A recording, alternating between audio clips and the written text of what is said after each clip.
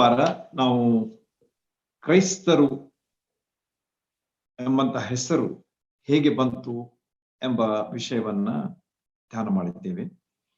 3 ವಿಷಯಗಳನ್ನು ನಾವು ನೋಡಿದೆವು. ಅದರಲ್ಲಿ ಮೊದಲು ಅವರಿಗೆ ಅಂದ್ರೆ ಯೇಸು ಸ್ವಾಮಿಯನ್ನ ಹಿಂಬಾಲಿಸುವವರಿಗೆ ಇದ್ದಂತ ಹೆಸರು ಏನಂತಂದ್ರೆ ಆ ಮಾರ್ಗವನ್ನು ಅನುಸರಿಸುವವರು. ಯಾಕಂದ್ರೆ ಯೋಹಾನ 14:6 ನಾವು ನೋಡುವ ಹಾಗೆ ಕರ್ತನಾದ ಯೇಸು ಕ್ರಿಸ್ತರು ಹೇಳಿದ್ದಾರೆ, ನಾನೇ ಮಾರ್ಗವು ಸತ್ಯವೂ ಜೀವವೂ ಆಗಿದ್ದೇನೆ ಎಂಬುದಾಗಿ. ಹೀಗಿರುವಾಗ ಆ ಮಾರ್ಗ ಅಂದ್ರೆ ಯೇಸು ಸ್ವಾಮಿಯನ್ನ ಹಿಂಬಾಲಿಸುವವರಿಗೆ ಆ ಹೆಸರಿತ್ತು.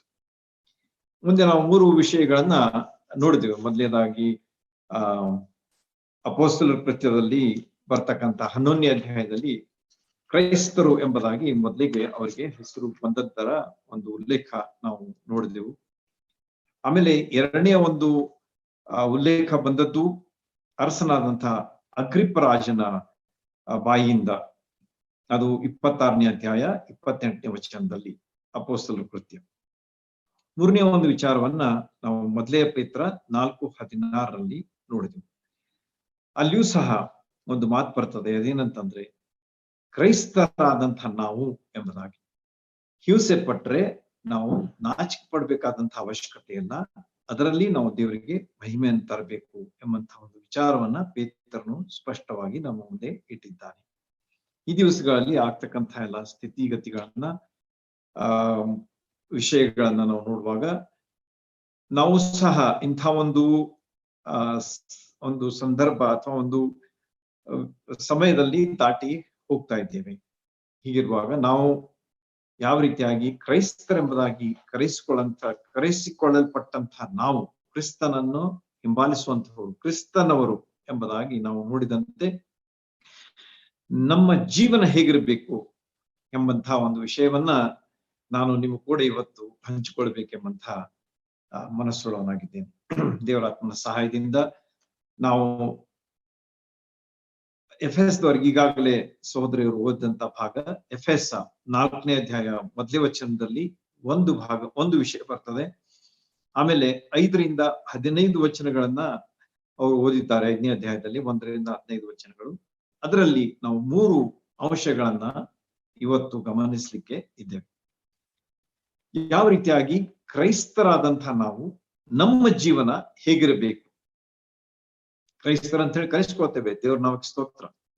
ಜನ ನಮ್ಮ ನೋಡಿದಾಗೆ ಹೌದು ಇವರು ಕ್ರಿಶ್ಚಿಯನ್ಸ್ ಅಂತ ಹೇಳ್ತಾರೆ, ಒಳ್ಳೇದು, ದೇವ್ರ ನಾಮಕ್ಕೆ ಸ್ತೋತ್ರವಾಗಿ. ಆದ್ರೆ ಕ್ರೈಸ್ತರು, ಕ್ರಿಸ್ತನವರು, ಕ್ರಿಸ್ತನ ಹಿಂಬಾಲಕರು, ಕ್ರಿಸ್ತನಿಗೆ ಒಳಗಾಗದವರು, ಕ್ರಿಸ್ತನ ಹಿಂದೆ ಇರುವಂಥವ್ರು, ಬರುವಂಥವ್ರು ಎಂಬ ಮಾತನ್ನ ನಾವು ಕೇಳುವಾಗ ನಮ್ಮ ಜೀವನ ಹೇಗಿರಬೇಕು ಎಂಬುದು ಇವತ್ತು ನಾವು ದೇವರ ವಾಕ್ಯದಲ್ಲಿ ಪೌಲನು ಎಫೆಸದ ಸಭೆಗೆ ಹೇಳಿದಂತ 4 ಅಂಶಗಳ ಮೂಲಕವಾಗಿ ಕಂಡುಕೊಳ್ಳೋಣ. ಬಹಳ ಚಂದವಾಗಿ ಇಲ್ಲಿ ಆತನು ಈ ವಿವರಗಳನ್ನ ಹೇಳಿದ್ದಾನೆ. ಹೆಚ್ಚಿನ ವಿವರಿಸುವ ಅವಶ್ಯಕತೆನೇ ಇಲ್ಲ ಅನಿಸ್ತದೆ. ಆದ್ರೂ ಕೂಡ ನಾವು ಅದರಲ್ಲಿರ್ತಕ್ಕಂತಹ ಕೆಲವು ವಿಷಯಗಳನ್ನ ಗಮನಿಸಿ ಅದರಿಂದ ಆಶೀರ್ವಾದ ಪಡ್ಕೊಳ್ಳೋಣ.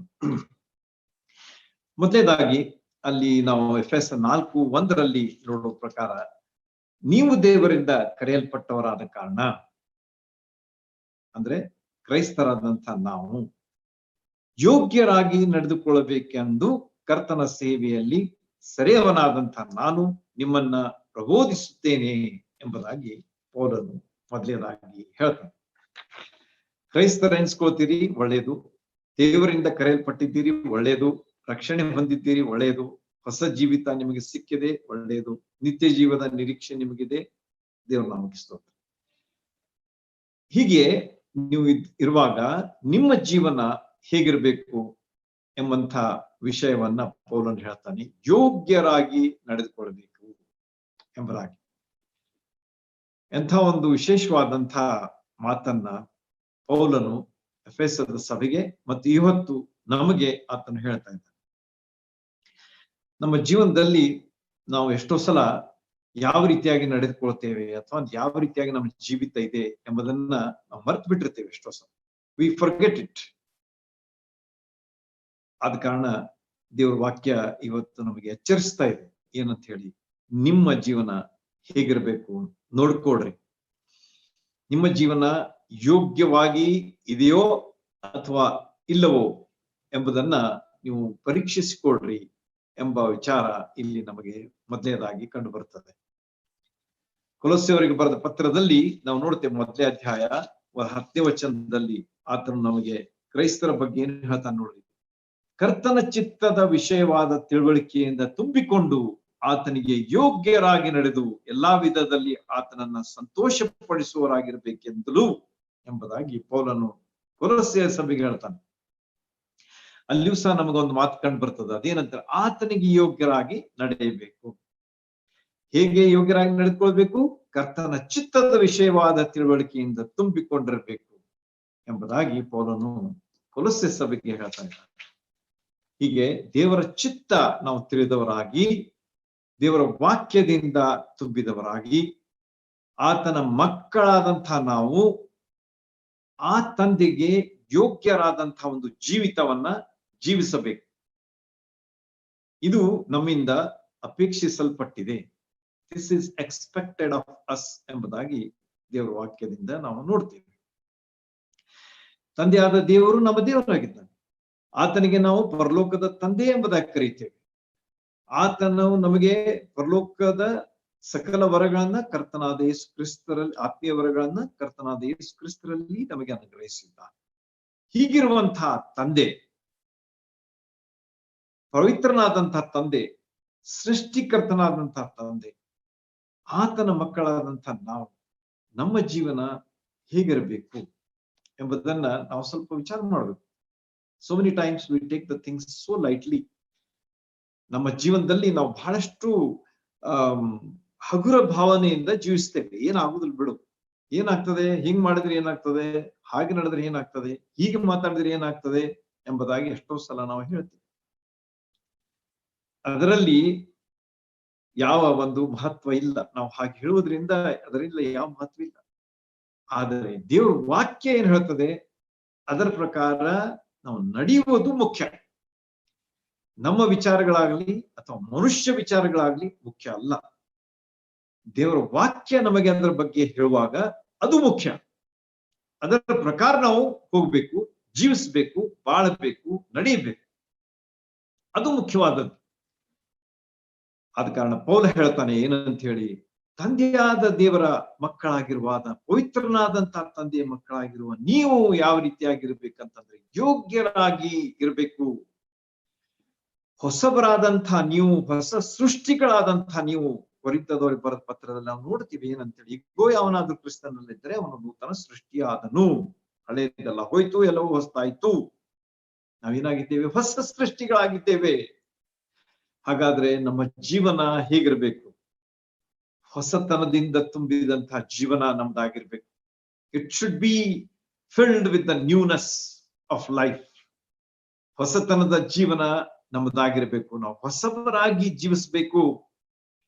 ನಮ್ಮ ಜೀವನದಲ್ಲಿ ನಾವು ಒಂದೇ ಕುಟುಂಬಕ್ಕೆ ಸೇರಿದಂತಹ ಕ್ರೈಸ್ತರು. ನಾವು ಇಡೀ ಜಗತ್ತಿನಲ್ಲಿರ್ತಕ್ಕಂಥ ಕ್ರೈಸ್ತರು ಅಂದ್ರೆ ಕ್ರಿಸ್ತನನ್ನ ನಂಬಿದವರು, ಅನುಸರಿಸುವವರು, ಹಿಂಬಾಲಿಸುವವರು, ಆತನಿಗೆ ಸಂಬಂಧಪಟ್ಟವರು, ನಾವೆಲ್ಲರೂ ಒಂದೇ ಕುಟುಂಬದವರಾಗಿದ್ದೇವೆ. ನೆನಪಿಡ್ರಿ, universal brotherhood or universal family ಎಂಬುದಾಗಿ ನಾವು ನೆನಪಿಡಬೇಕು. ಯಾವಾಗ ಯಾವ ವ್ಯತ್ಯಾಸ ಇಲ್ಲ.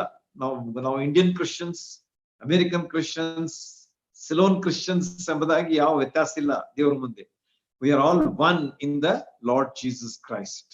ಕರ್ತನಾದ ಯೇಸು ಕ್ರಿಸ್ತನೊಬ್ಬನೇ ಇಡೀ ಲೋಕದ ರಕ್ಷಕ. ತಂದೆಯಾದ ದೇವರೊಬ್ಬನೇ ನಮ್ಮ ತಂದೆ. ಇದನ್ನ ನಾವು ತಿಳಿದವರಾಗಿರುವಾಗ ನಮ್ಮ ಜೀವನದಲ್ಲಿ ಯಾವ ರೀತಿಯಾದ ಐಕ್ಯತೆ ಇರಬೇಕು, how the unity should be there in our lives, ಯಾವ ಒಂದು ವ್ಯತ್ಯಾಸ ಇರಬಾರದು ನಮ್ಮ ಜೀವನದಲ್ಲಿ ಎಂಬುದನ್ನ ದೇವರ ವಾಕ್ಯ ನಮಗೆ ಎಚ್ಚರಿಸುವಂತದ್ದಾಗಿದೆ. ನಮ್ಮ ಜೀವನ ಶೈಲಿ ಹೇಗಿರ್ಬೇಕು? How should be our life style? ಎಷ್ಟೋ ಸಲ ನಾವು ಈ ಲೋಕದಲ್ಲಿ ಜೀವಿಸುವಾಗ ಲೋಕದವರ ಹಾಗೆ ಜೀವಿಸ್ತೇವೆ. We live like people of this world. ಆದ್ರೆ ದೇವ್ರ ವಾಕ್ಯ ಏನ್ ಹೇಳ್ತದೆ? ಯೋಗ್ಯರಾಗಿ ಜೀವಿಸ್ರಿ. ಯಾರಿಗೆ ಯೋಗ್ಯರಾಗಿ? ತಂದೆಯಾದ ದೇವರಿಗೆ ಯೋಗ್ಯರಾಗಿ, ಕರ್ತನಾದ ಯೇಸು ಕ್ರಿಸ್ತರಿಗೆ ಯೋಗ್ಯರಾಗಿ ನೀವು ಜೀವಿಸ್ರಿ ಎಂಬುದ ಎಂಬಂತ ಮಾತು ನಮ್ಮ ಜೀವನದಲ್ಲಿ ಯಾವಾಗಲೂ ನಾವು ನೆನಪಿನಲ್ಲಿ ಇರಬೇಕು. That should always keep us warning. ನಮ್ಮ ಜೀವನದಲ್ಲಿ ಎಚ್ಚರಿಕೆಯ ಗಂಟೆ ಹಾಗೆ ಅದು ಇರ್ಬೇಕು. ನೀನ್ ಮಾಡ್ತಾ ಇರುವುದು ಇದು ಸರಿ ಅಲ್ಲ. ನಮ್ಮ ಮನಸ್ಸಾಕ್ಷಿ ಅದು ಹರಿತವಾಗಿರ್ಬೇಕು ಯಾವಾಗ್ಲೂ. It should B sharp, like we should have A sharp conscience. ನಮ್ಮ ಜೀವನದಲ್ಲಿ ಈ ದಿವಸಗಳಲ್ಲಿ ನಮ್ಮ ಮನಸ್ಸಾಕ್ಷಿ ಹೇಗಿದೆ? How is our conscience? ಅದು ಹರಿತವಾಗಿದೆಯೋ ಅಥವಾ ಮಂಡಾಗಿ ಹೋಗ್ಬಿಟ್ಟಿದೆಯೋ? ಹರಿತವಾಗಿದ್ರೆ ಚುಸ್ತದ ನಮಗೆ ಏನಂತ ಹೇಳಿ, ನೀನ್ ಮಾಡ್ತಾ ಇರೋದು ತಪ್ಪು, ಹಾಗೆ ಮಾಡಬೇಡ, ಇದು ಸರಿಯಲ್ಲ, ಇದು ದೇವರಿಗೆ ಮಹಿಮೆ ತರುವುದಲ್ಲ, ಇದು ದೇವರಿಗೆ ಅವಮಾನ ತರ್ತಾ ಇದೆ ಎಂಬುದಾಗಿ ಆ ಹರಿತವಾದಂಥ ಮನಸ್ಸಾಕ್ಷಿ ನಮ್ಮನ್ನ ಚುಸ್ತದೆ. ಯಾವಾಗ? ನಾವು ಯೋಗ್ಯರಾಗಿ ನಡೆದುಕೊಳ್ಳುವಾಗ. ಇಲ್ದೆ ಹೋದ್ರೆ ಅದೇನಾಗ್ಬಿಡ್ತದೆ ಅಂತಂದ್ರೆ ಅದು ಮಂಡವಾಗಿ ಹೋಗ್ಬಿಟ್ಟಿರುವಾಗ ಅದು ಎಷ್ಟು ಚುಚ್ಚಿದ್ರೆ ಏನೂ ಆಗುದಿಲ್ಲ ನಮ್ಗ. ಹೋಗ್ಲಿ ಬಿಡು, ಅದೇನು ಆಗುದಿಲ್ಲ ಎನ್ನುವಂತ ಒಂದು ವಿಚಾರದಲ್ಲಿ ನಾವು ಹೋಗ್ಬಿಡ್ತೇವೆ ಮುಂದೆ. ಆಗ ದೇವರಿಗೆ ಏನಾಗ್ತದೆ? ಮಾನ ಅಲ್ಲ, ಅವಮಾನ ಆಗ್ತದೆ ಎಂಬುದನ್ನ ನಾವು ತಿಳ್ಕೊಂಡಿರ್ಬೇಕು. ಹೀಗೆ ನಮ್ಮ ಜೀವನ ಶೈಲಿ ಹೇಗಿರ್ಬೇಕು? ಅವ್ರು ಹಾಗೆ ಜೀವಿಸ್ತಾರೆ, ನಾವು ಹಾಗೆ ಜೀವಿಸಿದ್ರೆ ಆಯ್ತು. No, there is no compromise. ಇಲ್ಲಿ ಹೊಂದಾಣಿಕೆ ಇಲ್ಲ. ಕ್ರಿಸ್ತಿ ಜೀವಿತ ಕ್ರಿಸ್ತಿ ಜೀವಿತ, ಕ್ರಿಸ್ತನ ಹೆಸರನ್ನ ತೆಗೆದುಕೊಂಡಂತ ಜೀವಿತ ನಮ್ಮ ಜೀವನ ಆಗಿರ್ಬೇಕು ಹೊರತು ನಾವು ಯಾವಾಗಲೂ ಈ ಲೋಕದ ಜೀವನ ಶೈಲಿ ನಮ್ದಾಗಿರ್ಬಾರ್ದು. It should be a different life style. ದೇವರ ವಾಕ್ಯಕ್ಕನುಸಾರವಾದಂತಹ ಒಂದು ಜೀವನ ಶೈಲಿ ನಮ್ಮದಾಗಿರ್ಬೇಕು ಎಂಬುದನ್ನ ಈ ಯೋಗ್ಯತೆಯ ಒಂದು ವಿಷಯ ನಮಗೆ ತಿಳಿಸ್ತದೆ. ಶುದ್ಧತೆಯ ಜೀವನ ನಮ್ದಾಗಿರ್ಬೇಕು. ನೋಡಿ, ಎಷ್ಟು ವಿಷಯಗಳಿವೆ, ಬಹಳಷ್ಟಿವೆ. ಆದ್ರೆ ಕೆಲವುಗಳನ್ನ ನಾನು ಆರಿಸಿಕೊಂಡು ಹೇಳ್ತಾ ಇದ್ದೀನಿ. ನೀವು ವಿಚಾರ ಮಾಡ್ರಿ, ನಿಮ್ಮ ಜೀವನದಲ್ಲಿ, ನನ್ನ ಜೀವನದಲ್ಲಿ ನಾವು ಹೇಗಿರಬೇಕು ಎಂಬುದನ್ನ ನಾವು ವಿಚಾರ ಮಾಡಬೇಕು.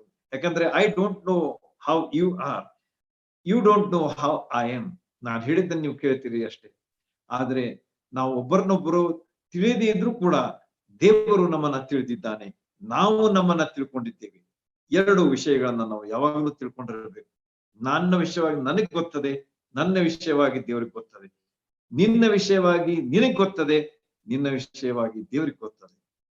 ಹೀಗಿರುವಾಗ ನಾವು ದೇವರ ಮುಂದೆ ನಮ್ಮನ್ನ ಪರೀಕ್ಷಿಸಿಕೊಂಡು ಸರಿಪಡಿಸಿಕೊಳ್ಬೇಕು, ಯೋಗ್ಯರಾಗಿ ನಾವು ಬಾಳಬೇಕು ಎಂಬುದನ್ನ ಕ್ರೈಸ್ತರಾದಂಥ ನಾವು ಜೀವಿಸಬೇಕಾದಂತ ವಿಧ, ಇದನ್ನ ಪೌಲನು ಎಫೆಸದವರಿಗೆ ಹೇಳ್ತಾ ಇದ್ದಾನೆ. ಅಷ್ಟೇ ಅಲ್ಲದೆ ಶುದ್ಧತೆಯ ಜೀವನ ಆಗಿರ್ಬೇಕು. ನೋಡ್ರಿ, ಎಷ್ಟು ವಿಷಯಗಳಾದ್ರೂ ಈಗ ನಾವು ಆತನ ಮಕ್ಕಳಾಗಿದ್ದೇವೆ, ಯೋಗ್ಯರಾಗಿರ್ಬೇಕು. ಹೊಸವರಾಗಿದ್ದೇವೆ, ಹೊಸತನದಲ್ಲಿ ಜೀವಿಸ್ಬೇಕು. ನಾವು ಇಡೀ ಎಲ್ಲಾ ಕ್ರೈಸ್ತರು ಒಂದೇ ಆಗಿದ್ದೇವೆ, ಆದ ಕಾರಣ ಐಕ್ಯತೆ ನಮ್ಮಲ್ಲಿರ್ಬೇಕು. ವ್ಯತ್ಯಾಸ, ಭಿನ್ನಾಭಿಪ್ರಾಯಗಳು, ವೈಷಮ್ಯತೆಗಳು ಇರಬಾರ್ದು. ಜೀವನ ಶೈಲಿ ಹೇಗಿರ್ಬೇಕು? ಈ ಲೋಕದಲ್ಲಿ ಇದ್ದೇವೆ, ಆದ್ರೆ ಲೋಕದವರಲ್ಲ. ಆದ ಕಾರಣ ನಮ್ಮ ಜೀವನ, ಅದು ಶೈಲಿ, ಅದು ದೇವರ ವಾಕ್ಯಕ್ಕನುಸಾರವಾಗಿ ದೇವರಿಗೆ ಮೆಚ್ಚುವ ರೀತಿಯಲ್ಲಿ ಅದು ಆಗಿರಬೇಕು. ಅಷ್ಟೇ ಅಲ್ಲದೆ ಶುದ್ಧತೆಯ ಜೀವನ, ನಮ್ಮ ಜೀವನದಲ್ಲಿ ಶುದ್ಧತೆ ಬಹಳ ಮುಖ್ಯ. ಯಾಕಂದ್ರೆ ದೇವರ ವಾಕ್ಯದಲ್ಲಿ ನಾವು ನೋಡ್ತೇವೆ, ನಾನು ಶುದ್ಧನಾಗಿರೋ ಪ್ರಕಾರ ನೀವು ಶುದ್ಧರಾಗಿರ್ರಿ ಎಂಬುದಾಗಿ ದೇವರ ವಾಕ್ಯ ನಮಗೆ ಸ್ಪಷ್ಟವಾಗಿ ಹೇಳ್ತದೆ. ದೇವರು ಶುದ್ಧನಾಗಿದ್ದಾನೆ, ನಮ್ಮ ತಂದೆ ಶುದ್ಧನಾಗಿದ್ದಾನೆ, ನಮ್ಮ ರಕ್ಷಕ ಶುದ್ಧನಾಗಿದ್ದಾನೆ. ನಾವು ಕೂಡ ಆತನ ಹಾಗೆ, ಅವರ ಹಾಗೆ ಶುದ್ಧರಾಗಿರ್ಬೇಕು ಎಂಬುದು ನಮ್ಮ ಮುಂದೆ ಇರತಕ್ಕಂತಹ ಒಂದು ಆಹ್ವಾನ. It's a challenge. Christian life it's not an easy life. ಅದು ಒಂದು ಸುಲಭ ಜೀವನ ಅಂತ ತಿಳ್ಕೊಳ್ಬೇಡ್ರಿ. It is a challenging life. ನಮ್ಮ ಜೀವನದ ಪ್ರತಿ ಕ್ಷಣದಲ್ಲಿ ನಾವು ಚಾಲೆಂಜ್ ಎದುರಿಸಬೇಕಾಗ್ತದೆ, ಆಹ್ವಾನವನ್ನ ನಾವು ಎದುರಿಸಬೇಕಾಗ್ತದೆ. ಅದನ್ನ ಎದುರಿಸಲಿಕ್ಕೆ ನಾವು ಸಿದ್ಧರಾಗಿರ್ಬೇಕು. ಇಲ್ಲದೆ ಹೋದ್ರೆ ನಾವು ಬಿದ್ದು ಹೋಗ್ಬಿಡ್ತೇವೆ. ಸೈತಾನನು ಯಾವಾಗ್ಲೂ ನಮಗೆ ನಮ್ಮ ವಿರುದ್ಧವಾಗಿರ್ತಾನೆ. ಆತನು ಯಾವಾಗ್ಲೂ ಏನ್ ಮಾಡ್ತಾನ ಅಂತಂದ್ರೆ ನಮ್ಮ ವಿರುದ್ಧವಾಗಿರ್ತಾನೆ. ಆತ ನಮ್ಮನ್ನ ಯಾವ ರೀತಿಯಾಗ ನಮ್ಮ ಕಾಲು ಹಿಡಿದು ಜಗ್ಬೇಕು, ನಮ್ಮನ್ನ ಯಾವ ರೀತಿಯಾಗ ನಮ್ಮನ್ನ ಕೆಳಬೇಕು, ಯಾವ ರೀತಿಯಾಗಿ ನಾವು ದೇವರಿಗೆ ಅವಮಾನ ತರಬೇಕು ಅನ್ನುವಂತಹ ರೀತಿಯ ಅವನ ಪ್ರಯತ್ನ ಇರ್ತದೆ. ವಿಚಾರ ಮಾಡ್ರಿ, ಯಾವ ರೀತಿಯಾಗಿ ಸೈತಾನ್ ನಮ್ಮ ಹಿಂದೆ ಬಿದ್ದಿರ್ತಾನೆ. ಆದ್ರೆ ನಾವು ಎಚ್ಚರವಾಗಿರ್ಬೇಕು. ನಾವು ಮುಂದೆ ಓದ್ತೇವೆ ಅದನ್ನ, ಕೊನೆ ಭಾಗಕ್ಕೆ ಬರುವಾಗ ಬಹಳ ಸುಂದರವಾಗಿ ಪೌಲನು ಮುಗಿಸ್ತಾನ ಅದನ್ನ ನಾನು ಹೇಳ್ತೀನಿ ಆಮೇಲೆ. ಈಗ ಇಷ್ಟು ತಿಳ್ಕೊಂಡ್ರಿ, ನಾವು ಎಚ್ಚರವಾಗಿರ್ಬೇಕು. ಆಗ ಏನಾಗ್ತದೆ ಅಂತಂದ್ರೆ ಯೋಗ್ಯರಾಗಿ ನಾವು ನಡೆದುಕೊಳ್ಳಿಕ್ಕೆ ಸಾಧ್ಯವಾಗ್ತದೆ. ಸೈತಾನ ಕೂಡ ಹೋರಾಡುವುದಕ್ಕೆ ಶಕ್ತಿ ಅದರಲ್ಲಿ ಸ್ಥಿರತೆ ಇರ್ಬೇಕು. ಇವತ್ತು ನಾನು ಸೈತಾನ್ ಎದುರಿಸ್ತೇನೆ, ಒಳ್ಳೇದಾಯ್ತು, ಪ್ರೈಸ್ ದ ಲಾರ್ಡ್. ಆದ್ರೆ ಇನ್ನೊಂದ್ ಸ್ವಲ್ಪ ಹೊತ್ತಾಗ್ತದೆ, ನಾನು ಬಿದ್ದು ಬಿಡ್ತೇನೆ. No, there is no scope for that. ಅದಕ್ಕೆ ಯಾವ ಅವಕಾಶ ಇಲ್ಲ. ನಮ್ಮ ಜೀವನ ಸ್ಥಿರತೆ ಜೀವನ ಆಗಿರ್ಬೇಕು. It should be a stable Christian life. Christian living should be stable in all respects. ಎಲ್ಲಾ ವಿಷಯಗಳಲ್ಲಿ ನಾವು ಏನಾಗಿರ್ಬೇಕಂತಂದ್ರೆ ಸ್ಥಿರತೆ ಉಳ್ಳವರಾಗಿರ್ಬೇಕು. ಇವತ್ತಿದ್ದೇನೆ ನಾಳೆ ಬೀಳ್ತೇನೆ, ನೋ. ಯಾವಾಗ್ಲೂ ನಾವು ನಿಲ್ಲುವಂತವರಾಗಿರ್ಬೇಕು, ಯಾವಾಗ್ಲೂ ನಾವು ಸ್ಥಿರವಾಗಿರ್ಬೇಕು, ಯಾವಾಗ್ಲೂ ಸೈತಾನ್ ಎದುರಿಸುವವರಾಗಿರ್ಬೇಕು. ಸೈತಾನ್ ಗರ್ಜಿಸುವ ಸಿಂಹದ ಉಪಾಧಿಯಲ್ಲಿ ಪೇತ್ರನು ಹೇಳ್ತಾನೆ, ತನ್ನ ಪುಸ್ತಕದಲ್ಲಿ ಹೇಳ್ತಾನೆ ಏನಂತ ಹೇಳಿ, ಸೈತಾನು ಗರ್ಜಿಸುವ ಸಿಂಹದ ಉಪಾಧಿಯಲ್ಲಿ ಯಾರನ್ನು ನುಂಗಲಿ ಎಂಬುದಾಗಿ ತಿರುಗಾಡ್ತಿರ್ತಾನಂತೆ. ಆದ್ರೆ ಪೇತ್ರನು ಹೇಳ್ತಾನೆ ಸುಂದರವಾಗಿ, ದೇವರ ಸಮೀಪಕ್ಕೆ ಬನ್ರಿ, ಆತನನ್ನ ಎದುರಿಸ್ರಿ, ಆತನು ಓಡಿ ಹೋಗ್ತಾನೆ ಅಂತ. ನೋಡ್ರಿ ಎಷ್ಟು ಸುಂದರವಾದಂತಹ ವಿಷಯಗಳನ್ನ ದೇವರ ವಾಕ್ಯ ನಮಗೆ ತಿಳಿಸ್ತದೆ. Everything we have in God's word. ದೇವ್ರ ವಾಕ್ಯದಲ್ಲಿ ನಮ್ಮ ಎಲ್ಲಾ ಸಮಸ್ಯೆಗಳಿಗೆ, ನಮ್ಮ ಎಲ್ಲಾ ಪ್ರಶ್ನೆಗಳಿಗೆ ಉತ್ತರ ಇದೆ ಎಂಬುದಾಗಿ ನಾನು ಕಂಠಾಘೋಷವಾಗಿ ಇವತ್ತು ನಿಮ್ ಮುಂದೆ ಹೇಳ್ತೇನೆ. There is nothing hidden in God's word. Everything is available in God's word. ದೇವ್ರ ವಾಕ್ಯ ಅದು ನಮಗೆ ಎಲ್ಲವುಗಳನ್ನ ಕೊಡುವುದಕ್ಕೆ ಸಿದ್ಧವಾಗಿದೆ. ಅದನ್ನು ನಾವು ಎಷ್ಟು ತೆಗೆದುಕೊಳ್ತಾ ಇದ್ದೀವಿ? How much we are taking from God's word. ಸೈತಾನನ ಎದುರಿಸ್ರಿ. ಹೇಗೆ? ನಮ್ಮ ಶಕ್ತಿಯಿಂದಲ್ಲ. ಅಲ್ಲಿ ಹೇಳ್ತಾನೆ ಆತನು ದೇವರ ಸಮೀಪಕ್ಕೆ ಬನ್ರಿ, ಆಮೇಲೆ ಸೈತಾನ್ ಎದುರಿಸ್ರಿ, ಆಗ ಆತನು ಬಿಟ್ಟು ಓಡಿ ಹೋಗ್ತಾನೆ. ದೇವರ ಸಾನ್ನಿಧ್ಯಕ್ಕೆ ನಾವು ಫಸ್ಟ್ ಬರಬೇಕಾದದ್ರ ಅವಶ್ಯಕತೆ ಇದೆ. ಪ್ರಾರ್ಥನೆ ಮೂಲಕವಾಗಿ ದೇವರಿಗೆ ನಾವು ಹೇಳಬೇಕಾದದ್ರ ಅವಶ್ಯಕತೆ ಇದೆ. ಸ್ವಾಮಿ, ನನಗೆ ಈ ಹೊತ್ತು ಸೈತಾನು ಗರ್ಜಿಸ್ತಾ ಇದ್ದಾನೆ, ಈ ರೀತಿಯಾಗಿ ನನಗೆ ಶಕ್ತಿ ಕೊಡು ಅವನನ್ನು ಎದುರಿಸಲಿಕ್ಕೆ ಎಂಬುದಾಗಿ ನಾವು ಬೇಡಿಕೊಂಡು ಆತ್ಮನ ಸಹಾಯದಿಂದ ಅವನನ್ನು ಎದುರಿಸುವಾಗ ಸೈತಾನ ಓಡಿ ಹೋಗ್ತಾನೆ, ನಮಗೆ ಜಯ ಸಿಗ್ತದೆ, ದೇವರ ನಾಮಕ್ಕೆ ಮಹಿಮೆ ಆಗ್ತದೆ. ನೋಡ್ರಿ, ದೇವರ ವಾಕ್ಯ ಎಷ್ಟು ಸರಳವಾಗಿಯೂ ಸುಲಭವಾಗಿ ನಮ್ಮ ಮುಂದೆ ಇಡಲ್ಪಟ್ಟಿದೆ. ಆದ್ರೆ ಅದನ್ನ ನಾವು ತೆಗೆದುಕೊಳ್ಳಿಕ್ಕೆ ಎಷ್ಟೋ ಸಲ ಮನಸ್ಸು ಮಾಡುವುದಿಲ್ಲ. ನಾವು ದೇವರ ವಾಕ್ಯಕ್ಕೆ ಹೆಚ್ಚು ಗಮನ ಕೊಡಬೇಕಾದದರ ಅವಶ್ಯಕತೆ ಉಂಟು ಎಂಬುದನ್ನ ಎಲ್ಲಾ ವಿಷಯಗಳು ನಮಗೆ ತಿಳಿಸ್ಕೊಡ್ತವೆ. ಅಷ್ಟೇ ಅಲ್ಲದೆ ನಮ್ಮ ನಂಬಿಕೆ ಹೇಗಿರಬೇಕು, ನಮ್ಮ ಶುದ್ಧತೆ ಜೀವನ ಆಯ್ತು, ಸ್ಥಿರತೆ ಆಯ್ತು, ಕರ್ತನಾದ ಯೇಸು ಕ್ರಿಸ್ತನವರಾಗಿದ್ರಿಂದ ನಮ್ಮ ನಂಬಿಕೆ ಯಾವ ರೀತಿಯಾಗಿ ಇರಬೇಕು ಎಂಬುದನ್ನ ನಾವು ಗಮನಿಸಬೇಕು, ಪರೀಕ್ಷಿಸಿಕೊಳ್ಬೇಕು. ನಮ್ಮ ನಂಬಿಕೆ ಸ್ಥಿರವಾಗಿದೆಯೋ ಅಥವಾ ಅದು ಮೇಲೆ ಕೆಳಗೆ ಏಳು ಬೀಳುಗಳನ್ನ ಅದು ಎದುರಿಸ್ತಾ ಇದೆಯೋ. ಹೀಗಿರುವಾಗ ಎಫೆಸ್ ದವರಿಗೆ ಬರೆದ ಅದೇ ಪತ್ರದಲ್ಲಿ ನಾವು ನೋಡ್ತೀವಿ, 2ನೇ ಅಧ್ಯಾಯ 10ನೇ ವಚನದಲ್ಲಿ ನಾವು ನೋಡುವ ಪ್ರಕಾರ, ನಾವು ಆತನ ನಿರ್ಮಾಣ. ನಾವೇನಾಗಿದ್ದೇವೆ? ಆತನ ನಿರ್ಮಾಣವಾಗಿದ್ದೇವೆ, ಆತನ ಕೈ ಕೆಲಸವಾಗಿದ್ದೇವೆ, ಆತನು ಮಾಡಿದಂತಹ ವಿಷಯಗಳಾಗಿದ್ದೇವೆ. ಸತ್ಕಾರ್ಯಗಳನ್ನು ನಾವು ಮಾಡುವವರಾಗಿರ್ಬೇಕು. ನಾವು ಆತನ ನಿರ್ಮಾಣ, ಸತ್ಕಾರ್ಯಗಳನ್ನು ಮಾಡುವವರಾಗಿರಬೇಕು ಎಂಬುದಾಗಿ ಪೌಲನು ಎಫೆಸದವರಿಗೆ ಬರೆದ ಪತ್ರ 2ನೇ ಅಧ್ಯಾಯ 10ನೇ ವಚನದಲ್ಲಿ ಹೇಳ್ತಾನೆ. ಹೀಗಿರುವಾಗ ನಮ್ಮ ಯೋಗ್ಯತೆ ಅದು ಎಲ್ಲಿ ಮುಗಿಬೇಕು ಅಂತಂದ್ರೆ ಸತ್ಕಾರ್ಯಗಳಲ್ಲಿ ಮುಗಿಬೇಕು. It should end in good works. ಆ ಸತ್ಕಾರ್ಯಗಳ ಮೂಲಕವಾಗಿ ದೇವರಿಗೆ ಮಹಿಮೆ ಆಗ್ತದೆ, ದೇವರ ನಾಮಕ್ಕೆ ಸ್ತೋತ್ರ ಎಂಬಂತ ಹೇಳುವಂತಹ ರೀತಿಯಲ್ಲಿ ನಮ್ಮ ಜೀವನ ಇರ್ತದೆ. ವಿಚಾರ ಮಾಡ್ರಿ, ಯಾವ ರೀತಿಯಾಗಿ ನಾವು ಯೋಗ್ಯರಾಗಿರ್ಬೇಕು ಎಂಬುದನ್ನ. ಉದಾಹರಣೆ ನಮ್ಮ ಮುಂದೆ ಬಹಳಷ್ಟು ಇವೆ, ಆದ್ರೆ ಹೇಳಿಕ್ ನನಗೆ ಸಮಯ ಇಲ್ಲ. ಸೌಲನ ಉದಾಹರಣೆ ನೀವು ಯಾವಾಗ ನೆನಪಿಟ್ಕೊಂಡ್ರಿ, ಯಾವ ರೀತಿಯಾಗಿ ಸೌಲ ಅವನ ಜೀವನ ಯಾವ ರೀತಿಯಾಗಿ ಯೋಗ್ಯವಾದಂತಹ ಜೀವನ ಆಗಿತ್ತು. ಪೌಲ ಆದ್ಮೇಲೆ, ಅಂದ್ರೆ ಅವನ ಜೀವನದಲ್ಲಿ ಬದಲಾವಣೆಯನ್ನ ಆತನು ಹೊಂದಿದ ಮೇಲೆ, ಮಾನಸಾಂತರ ಆತನ ಜೀವನದಲ್ಲಿ ಉಂಟಾದ ಮೇಲೆ, ಈ ದಿವಸಗಳಲ್ಲಿ ನಾನು ಈ ಕನ್ವರ್ಷನ್ ಎನ್ನುವಂತಹ ಒಂದು ಪದಪ್ರಯೋಗ ಮಾಡ್ಲಿಕ್ಕೆ ನನಗೆ ಮನಸ್ಸಿಲ್ಲ. ಯಾಕಂದ್ರೆ ಮಾನಸಾಂತರ ಇಸ್ ದ ರೈಟ್ ವರ್ಡ್. ಮಾನಸಾಂತರ, ಜನ ಅದನ್ನ ಏನ್ ಮಾಡ್ಬಿಟ್ಟಾರೆ, ಕೆಡಿಸ್ಬಿಟ್ಟಿದ್ದಾರೆ. ಕನ್ವರ್ಷನ್ ಅಂತಂದ್ರೆ ಅದು ಬಹಳ ಒಂದು ಕೆಟ್ಟ ಒಂದು ಅರ್ಥದಿಂದ ಜನರು ಅದನ್ನ ನೋಡ್ತಾರೆ. ಆದ್ರೆ ನಿಜವಾಗಿ ನಾವು ನೋಡುವಾಗ, ದೇವರ ವಾಕ್ಯಕ್ಕನುಸಾರವಾಗಿ ನೋಡುವಾಗ, ಮನಸ್ಸಿನ ಪರಿವರ್ತನೆ, ದಟ್ ಈಸ್ ಟ್ರೂ ಕನ್ವರ್ಷನ್ ಅಥವಾ ಮಾನಸಾಂತರ, ಟ್ರಾನ್ಸ್ಫಾರ್ಮೇಶನ್ ಎಂಬುದನ್ನ ನಾವು ತಿಳ್ಕೊಂಡಿರ್ಬೇಕು. ಹೀಗಿರುವಾಗ ಮಾನಸಾಂತರ ಪಟ್ಟಂತ ಸೌಲನು ಪೌಲನಾದ, ಅವನಿಗೆ ಹೆಸರು ಬೇರೆ ಬಂತು ಅವನಿಗೆ. ಆಮೇಲೆ ಅವನ ಹೆಸರನ್ನು ಚೇಂಜ್ ಮಾಡಿದ್ರು ಅವರು, ಅಲ್ಲಿದ್ದಂತ ಕ್ರೈಸ್ತರು. ಆಮೇಲೆ ಯಾವ ರೀತಿಯಾಗಿ ಅವನು ಯೋಗ್ಯನಾಗಿ ನಡೆದುಕೊಂಡ, ತನ್ನ ಜೀವನದಲ್ಲಿ ಎಷ್ಟು ಯೋಗ್ಯತೆಯನ್ನು ಕಾಯ್ದುಕೊಂಡ ಅನ್ನೋದನ್ನ ಯಾವಾಗ ನೆನಪಿನಲ್ಲಿ ಇಟ್ಕೊಂಡಿರ್ಬೇಕು. This is one good example that you can always remember about Pal. ಪೌಲನು ಯೋಗ್ಯನಾಗಿ ತನ್ನ ಜೀವನದಲ್ಲಿ ಬಾಳಿ ಕೊನೆಗೆ ಆತನು ರಕ್ತ ಸಾಕ್ಷಿಯಾದ ಎಂಬುದನ್ನ ದೇವರ ವಾಕ್ಯ ನಮಗೆ ತಿಳಿಸಿಕೊಡ್ತದೆ. ಎರಡನೇ ಒಂದು ವಿಷಯ ನಾವು ನೋಡುವಾಗ ಸಮಯ ಇಲ್ಲದ ಕಾರಣ quickly let's go to the next point that is there in our Christian life. ಕ್ರಿಸ್ತಿಯ ಜೀವನದಲ್ಲಿ ಕ್ರಿಸ್ತಿಯ ಜೀವನ ಯಾವ ರೀತಿಯಾಗಿರಬೇಕು ಎಂಬುದನ್ನ ಎಫೆಸ 5ನೇ ಅಧ್ಯಾಯ 2ನೇ ವಚನದಲ್ಲಿ ನಾವು ಈಗಾಗಲೇ ಓದಿದ್ದೇವೆ. ಕ್ರಿಸ್ತನು ನಿಮ್ಮನ್ನು ಪ್ರೀತಿಸಿ ನಮ್ಮೆಲ್ಲರಿಗೋಸ್ಕರ ತನ್ನನ್ನೇ ದೇವರಿಗೆ ಸುಗಂಧ ವಾಸನೆಯಾದ ಕಾಣಿಕೆಯಾಗಿಯೂ ಯಜ್ಞವಾಗಿಯೂ ಸಮರ್ಪಿಸಿಕೊಂಡ ಪ್ರಕಾರ ನೀವು ಪ್ರೀತಿಯಲ್ಲಿ ನಡ್ಕೊಳ್ಳಿರಿ. ಮೊದಲನೇದಾಗಿ ಯೋಗ್ಯರಾಗಿ ನಡ್ಕೊಳ್ರಿ, ಎರಡನೇದಾಗಿ ಪ್ರೀತಿಯಲ್ಲಿ ನಡ್ಕೊಳ್ರಿ ಎಂಬುದನ್ನ ಪೌಲನು ಇಲ್ಲಿ ಬಹಳ ಒಳ್ಳೆಯ ರೀತಿಯಿಂದ ಹೇಳ್ತಾ ಇದ್ದಾನೆ. ಯೇಸು ಸ್ವಾಮಿಯವ್ರ ಉದಾಹರಣೆಯನ್ನ ನಮ್ಮ ಮುಂದಿಟ್ಬಿಟ್ಟಿದ್ದಾನೆ. ಏನಂತ ಹೇಳ್ತಾನೆ ನೋಡ್ರಿ, ಯೇಸು ಸ್ವಾಮಿ ಅವ್ರು ಏನ್ ಮಾಡಿದ್ರು ಅಂತ ಹೇಳಿ.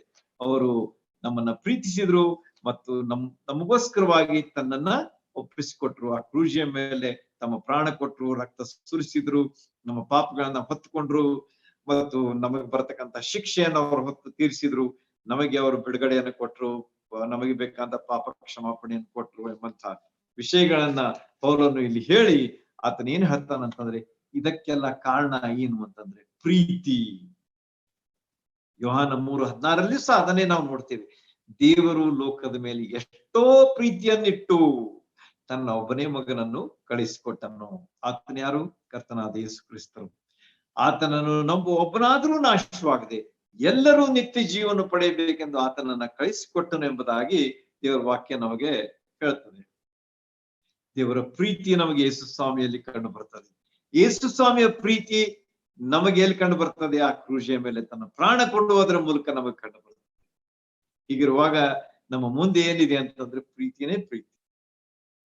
ಅದು ಎಂಥ ಪ್ರೀತಿ ಅಂತಂದ್ರೆ ಒಂದು ನಾವು ನೋಡ್ತೀವ 3 ಪ್ರಕಾರದ ಪ್ರೀತಿಗಳಲ್ಲಿ ಇರ್ತಕ್ಕಂಥ ಅಗಾಪೆ ಪ್ರೀತಿ. ಅಗಾಪೆ ಪ್ರೀತಿ ಅಂತಂದ್ರೆ ಅದು ದೇವರು ಯಾವ ರೀತಿಯಾಗಿ ಮನುಷ್ಯರನ್ನ ಪ್ರೀತಿಸಿ ತನ್ನ ಮಗನನ್ನ ಕಳಿಸಿಕೊಟ್ಟ ಆ ಒಂದು ಪ್ರೀತಿ. ಅಂಥ ಪ್ರೀತಿ ನಮ್ಮದಾಗಿರ್ಬೇಕು ಎಂಬುದನ್ನ ಪೌಲನು ಇಲ್ಲಿ ಹೇಳ್ತಾನೆ.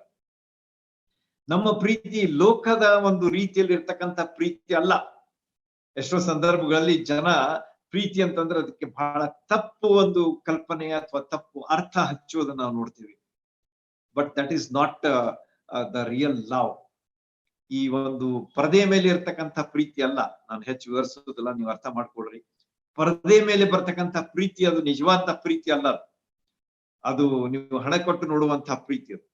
ಆದ್ರೆ ನಿಜವಾದಂತಹ ಪ್ರೀತಿ, ಅಗಾಪೆ ಪ್ರೀತಿ ಯಾವುದಂತಂದ್ರೆ ದೇವರು ತನ್ನ ಮಗನನ್ನ ನಮಗೋಸ್ಕರವಾಗಿ ಕಳಿಸಿಕೊಟ್ಟ ಮತ್ತು ಅದರಲ್ಲಿ ಇರ್ತಕ್ಕಂತಹ ಪ್ರೀತಿ ಅದು ಅಗಾಪೆ ಪ್ರೀತಿ.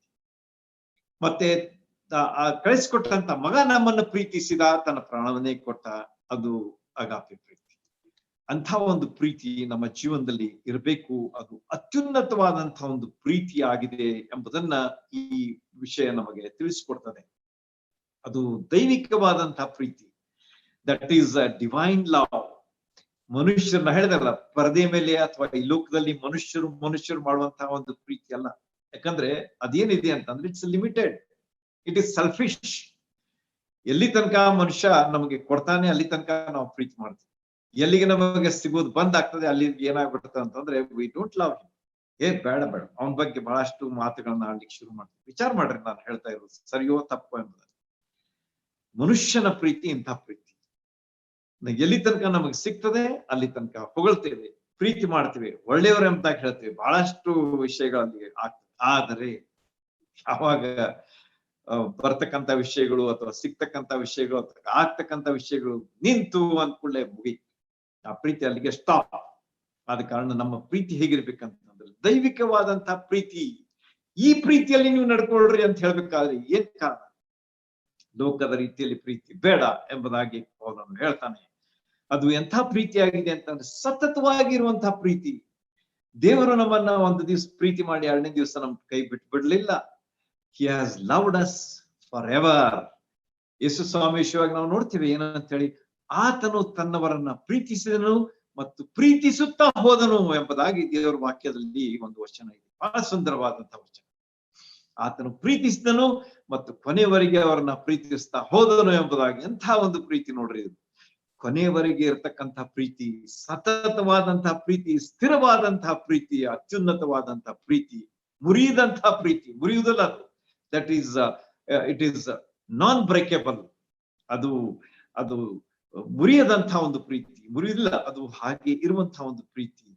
ಬೇರೆಯವರ ಬಗ್ಗೆ ಒಳ್ಳೆಯ ವಿಚಾರವನ್ನ ಹೊಂದಿದಂತಹ ಪ್ರೀತಿ. ನಾವು ಬೇರೆಯವರ ಬಗ್ಗೆ ಒಳ್ಳೆ ವಿಚಾರ ಯಾವಾಗ ಕೊಡ್ತೇವೆ ಅಂತಂದ್ರೆ, ಈ ದೈವಿಕವಾದಂತಹ ಪ್ರೀತಿ ನಮ್ಮಲ್ಲಿ ಇರುವುದಾದ್ರೆ ನಾವು ಕೊಡ್ತೇವೆ. ಇಲ್ಲದೆ ಹೋದ್ರೆ ನಾವ್ ಏನ್ ಮಾಡ್ತೇವೆ, ಬೇರೆಯವ್ರ ಬಗ್ಗೆ ಕೆಟ್ಟದ್ದನ್ನೇ ಹೇಳ್ತೇವೆ.